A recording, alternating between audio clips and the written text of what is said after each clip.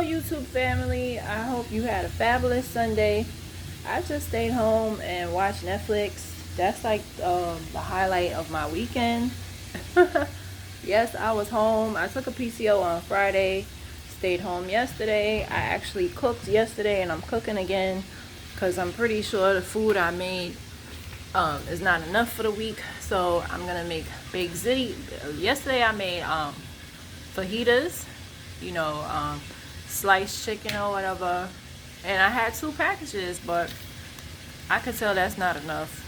That's not enough for the week. So my son, he had a lot. Like he had too much. It was supposed to last for at least 3-4 days, but he ate a lot, and then he ate some again this morning. So I'm like, damn, that little bit that's left, that's gonna be for dinner. But let me make some ziti. This way we got something for the week, right? So there's something called the Murdaugh murders. I don't know if I'm pronouncing it right, but it is M-A-M-U-R-D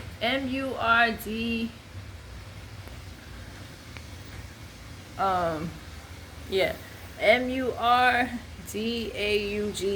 murders, a Southern scandal. Girl, Netflix be having some really, really good stuff, minus Diddy. But this one I have to talk about because it's like a redundant story, but it's good to see and be educated, because these white people with this money, they not all that. They got some real issues. And watching TV, it just is a reminder that money is not everything. So those of y'all that's single like me, don't feel bad, because statistically, guess what? 50% of people die at the hands of their spouse. And that's what this story was about. It's about 4th generation lawyer. His great grandfather was a lawyer and started a firm, and he was a drug addict. And it's sad because he was stealing money from his own family's company. You heard right.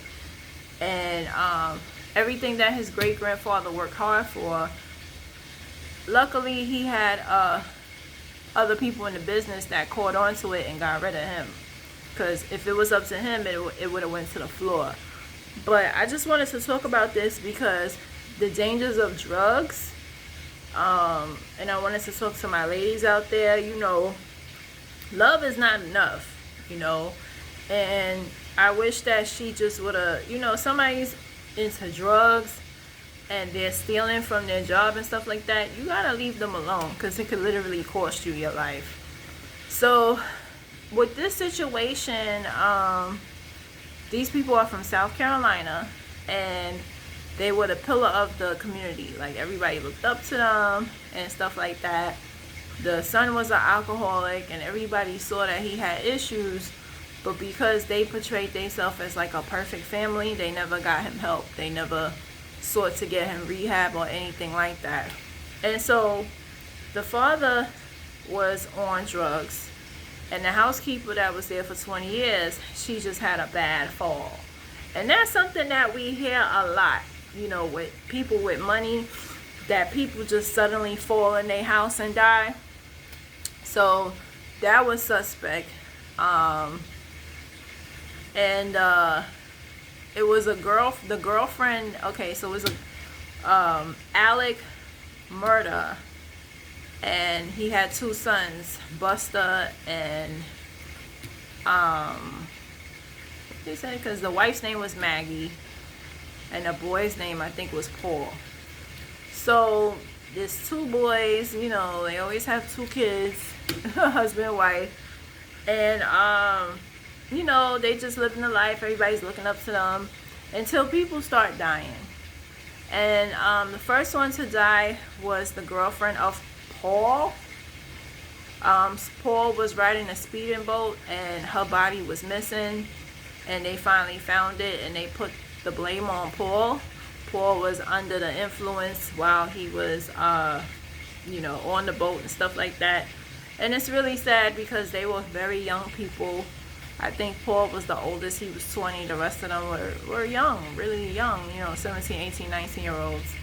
And she had her whole life ahead of her and passed away because of that, tragedy. And so she was murdered. They never found out the how or whatever, but it was tied to them.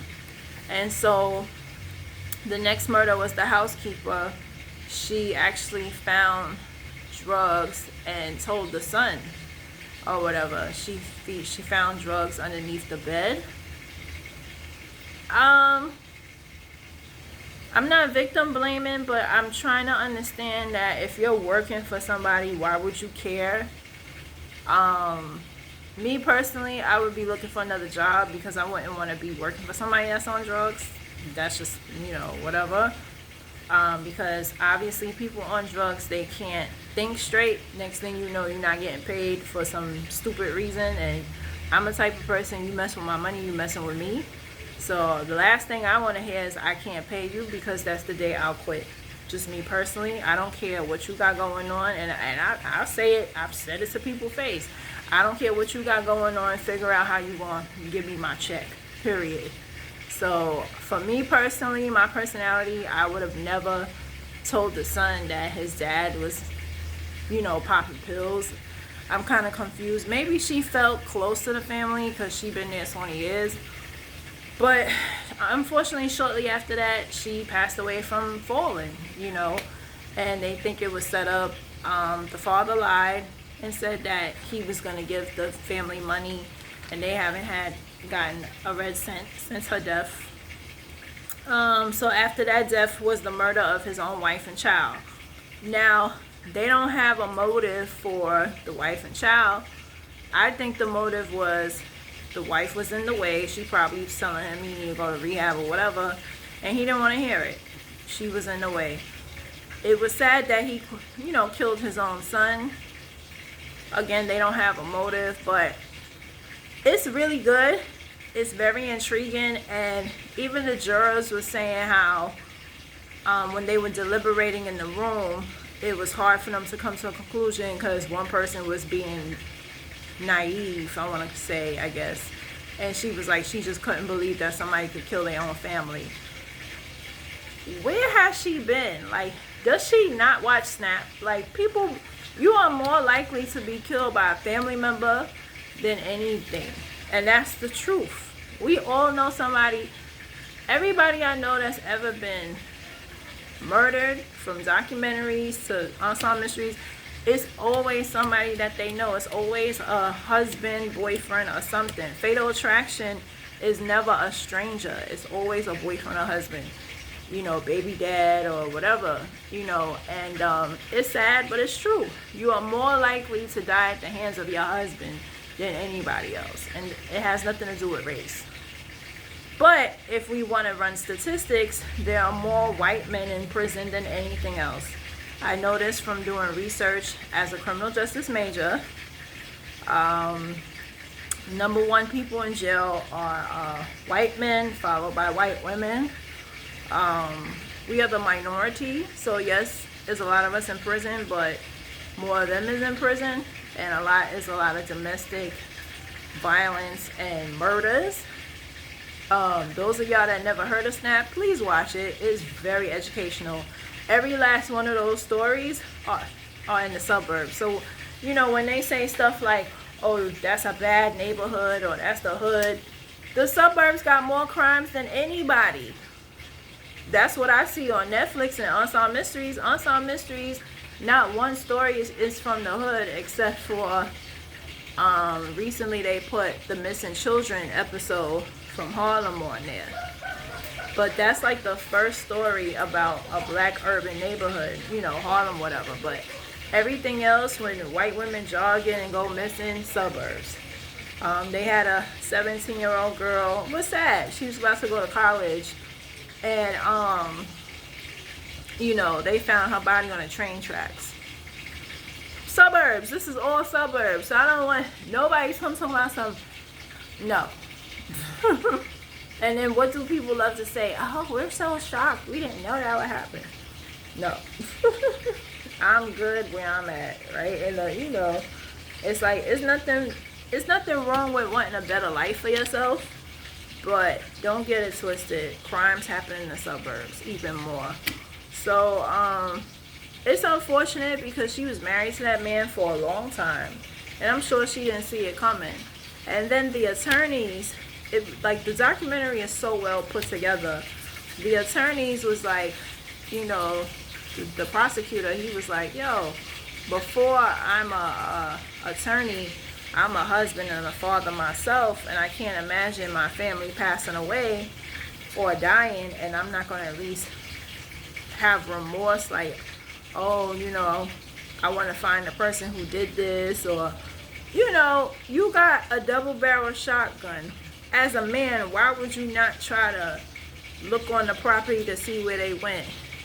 And that's how they knew he did it, because he wasn't forthcoming with information like, okay, what kind of car did this person drive? Well, what did they have on? If they was murdered, right? You got cameras all around your house. You mean to tell me you, like, don't know anything? You know? So the fact that he couldn't tell the police anything, that's what prompted them to investigate. And that's the truth. Like, a person's emotion.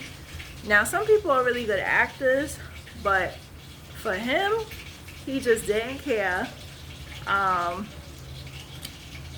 He couldn't account for the 2 minutes that was spaced out between them dying and I think when he called 911. So, and it was just more questions than answers. So that's when they started investigating him and they found out it was him. You know, it was an open and shut case. So, watch it, please. It's so good. I mean, when you talk about evidence on top of evidence, that's what I'm talking about, you know.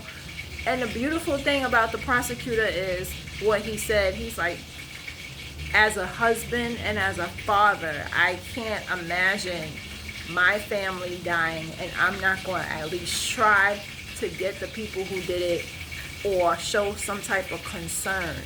And that's true. And the fact that he showed no remorse, he didn't even care. You got land, right? You got property. You're not going to at least walk around the property to see which way they went, which car they drove, what they hopped in, what they were wearing. No type of concern. You know, and that was the beautiful side, to see the human side of the lawyer. He's like, as a husband and as a father, I can't understand. No remorse, no empathy. You just don't care. And that's when they knew something was up. And even the judge, a black judge, he was like, you will spend the remaining days of your life in prison for the murder of your wife and your son. 2 people who did nothing to you. And that's the sad part, because he had money, but everybody agreed that his wife loved him, which is, a lot of men can't say that. But he had a wife who loved him. And what did he do? Kill her. Probably because of drugs, because that's what drugs do to some people. You know, you're in the way, so you have to go. You're the problem, not their substance use. You know, and it happens a lot. They either don't want to speak to the person or they kill a person. And it's very, you know, my best advice is leave the person alone, because you're wasting your time. And there's so many people who, they like, I don't understand how this person just shuts down or whatever. You got to leave them alone, and you have to love them from a distance. And I can only imagine, as a wife, she probably knew about it for a long time. And it's like, I just wish she would have walked away. I wish she would have had the confidence to be like, I deserve somebody that's going to be sober. I deserve somebody that's going to love me more than these drugs. And, you know, drugs alter the brain, ultimately. So, you know, they also think that Alex had help. I'm pretty sure it was his son Buster, because Buster's still alive. Also, when they read the verdict of guilty, he broke down and cried.